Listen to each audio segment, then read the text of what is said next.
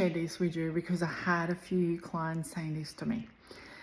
You believed in us before we believed in ourselves. I believed in them because I know that every person can change, can transform if they want to. They don't necessarily know how to, because when you see me, you're not seeing me because you know how to do it. You're seeing me because you need help with it to transform. So this is what I want to say to you. Can you actually change? Yes, you can. Are you willing to it? That's a different story. For me to see it, yes, I do see it because I hear it from the spirit guides. I hear it from your loved ones on the other side. And then I see your energy. And then I see what the path you are going to take, what obstacles are incoming, and how to work through them. So do I believe in you before you believe in yourself? Yes, because you're going with a human mind to actually see the path. You're waiting for it to have got, in a sense of evidence, human evidence. But for me to say to you, there is no evidence. You need to create your own evidence because it's unknown road that you ever walked on. So of course there will be no evidence, but you're seeking to anchor into the evidence. And I want to say this to you. And this is really what the spirit said to me, make this video for people to hear this, and which half the times I think about it, it's like, is this relevant? But it is relevant. So anchor in your trust, absolutely anchor in your trust. And then you have to divide your fears, and then you can see which ones are coming up. Is this something that you got conditioned somewhere in a childhood or in your past family members or partners, or past experiences from your friends that I told you?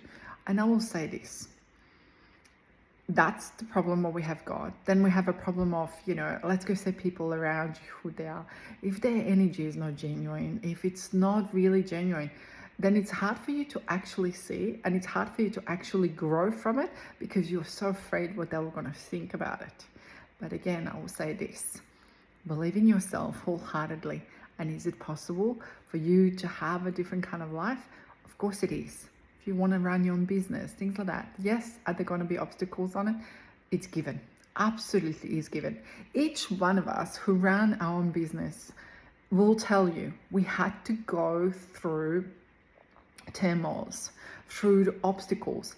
But each one of those obstacles, what I personally had in my life, I'm grateful for it, because they broke some things in me what was needed to be broken, and it was not needed for the future.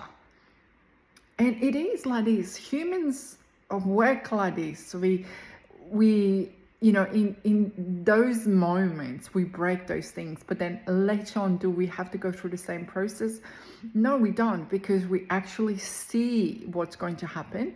And then we go like, okay, this is just part of the transformation. So you are moving with that transformation. So it's, I would say to you, the word completely different.